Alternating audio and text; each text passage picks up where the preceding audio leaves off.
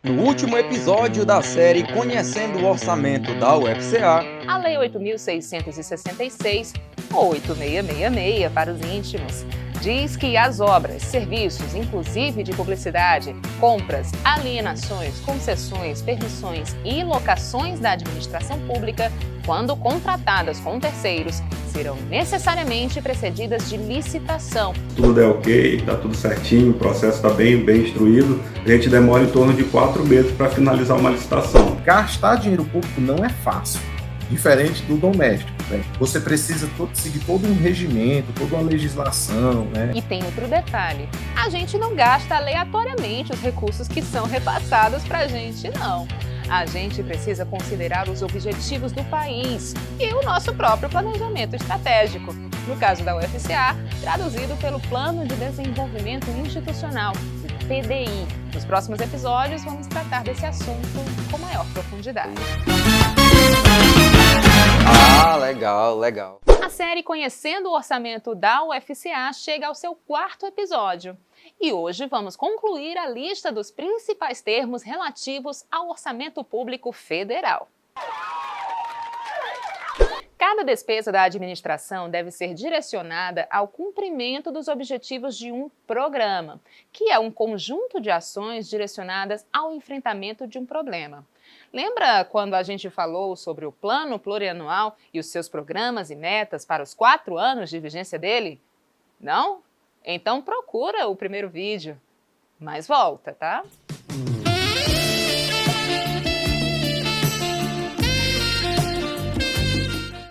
No exemplo que demos no primeiro episódio, falamos do programa Atenção Primária à Saúde, cujo objetivo é promover a ampliação e a resolutividade das ações e serviços de atenção primária à saúde de forma integrada e planejada. E para tornar isso realidade, é preciso agir. E assim chegamos ao conceito de ação orçamentária, que é o que a gente faz para atingir o objetivo de um programa. Action! As ações orçamentárias podem ser de 3 tipos: atividades, projetos e operações especiais. Para simplificar a distinção delas, vamos considerar o tempo em que são desenvolvidas e qual é o seu resultado. Ações do tipo atividade não têm prazo de término, são executadas para manter a ação de governo. Por exemplo, difundir informações de utilidade pública será sempre necessário para informar o cidadão sobre ações e posicionamentos governamentais e promover transparência. Pois tá aí. Já os projetos são ações com prazo de término, realizados para aumentar ou aperfeiçoar a ação de governo. A construção de uma rodovia, por exemplo, se enquadraria aí.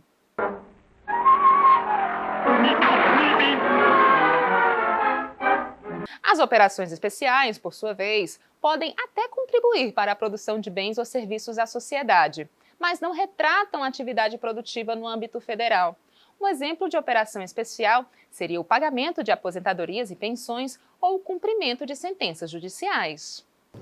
Eita, a gente tá achando que é simples executar o orçamento, né? Tem que pensar em um monte de coisas, se planejar com base na dotação, em planejamento estratégico, em lei, em decreto e, no fim, o financeiro pode nem vir. Mas assim, a gente já viu que a arrecadação federal pode ser menor que a prevista.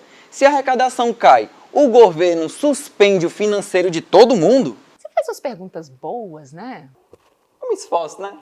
Bom, vamos voltar só um pouco para a LOA. Quando o Congresso aprova a LOA, ele diz mais ou menos o seguinte: Ei, vocês aí, como é o nome? Unidades orçamentárias. As dotações foram aprovadas, hein? Pode empenhar aí esse crédito obedecendo o limite. Tá legal? Mas se o caixa estiver fraco, aí não rola o governo federal se endividar não. Tá combinado? É por isso que dizemos que o orçamento da União é autorizativo, ou seja, as unidades orçamentárias estão autorizadas a executar seus empenhos mediante limite orçamentário e disponibilidade financeira.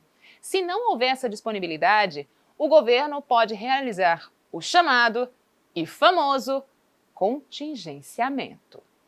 O que é contingenciar? Vamos pensar da seguinte forma.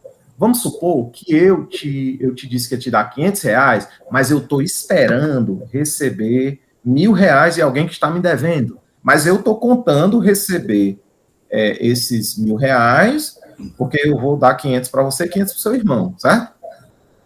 Mas a pessoa que foi me pagar, ele disse, eu não tenho como te pagar os R$ 1.000 agora. Eu vou te pagar 800. Aí, poxa, eu prometi 500 para Ana Paula e 500 para o irmão dela. E agora, eu vou contingenciar R$ 100 deles. Então, eu vou pagar 400 para Ana Paula e 400 para o irmão dela. Então, o seu crédito, Ana Paula, o seu orçamento ainda é 500.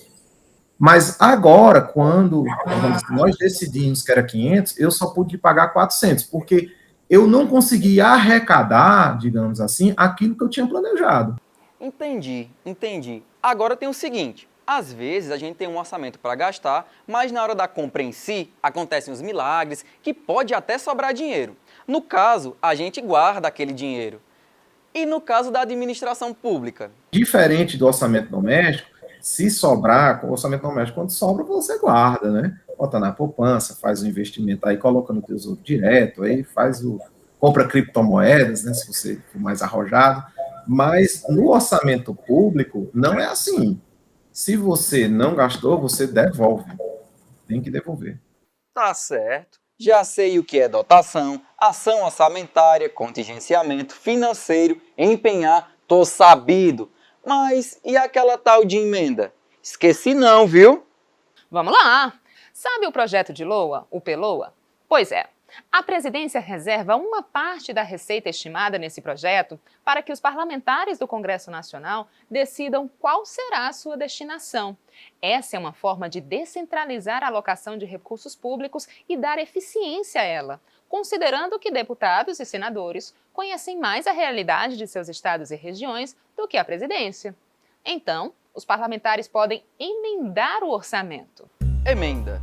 Substantivo feminino 1. Ato ou efeito de emendar ou emendar-se, de retificar falta ou defeito, correção, ato ou regeneração. Ah, é tipo aquela música, Al Capone, vê se te emenda.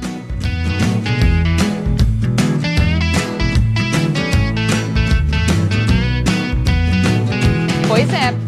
As chamadas emendas parlamentares são propostas por meio das quais os parlamentares podem opinar ou influir na alocação de recursos públicos em função de compromissos políticos que assumiram durante a sua campanha eleitoral.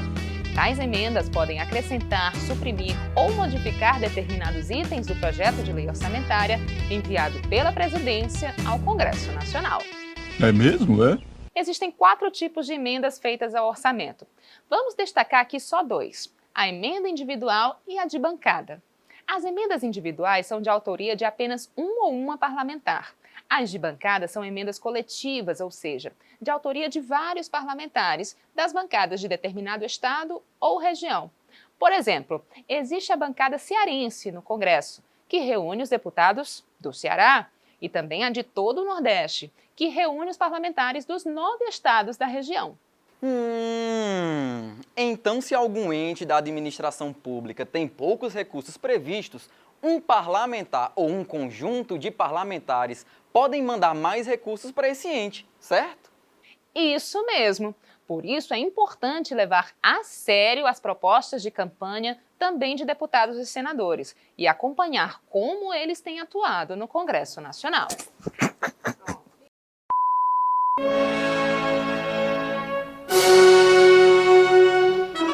Gostaria de dizer a todos e todas aquilo que eu sempre digo. O diálogo é algo fundamental para a democracia. Mas não é só isso. Também é preciso dar voz a todas e a todos que querem participar desta pluralidade de ideias, que é o Estado democrático de direito. E assim, construímos o futuro do nosso país a várias mãos e vozes. Seu tempo, deputado. Eu ainda não terminei. Deputado. Está faltando só concluir aqui. Deputado, por favor, deputado. Um momento. Deputado. 3 frases. Deputado, já acabou o vídeo. Eu vou terminar. Já acabou o vídeo. Eu ainda não... Já acabou. E esse foi o 4º episódio da série Conhecendo o Orçamento da UFCA. No próximo conteúdo, a gente volta a conversar sobre orçamento público federal, agora abordando como a UFCA organiza o seu orçamento. Até lá!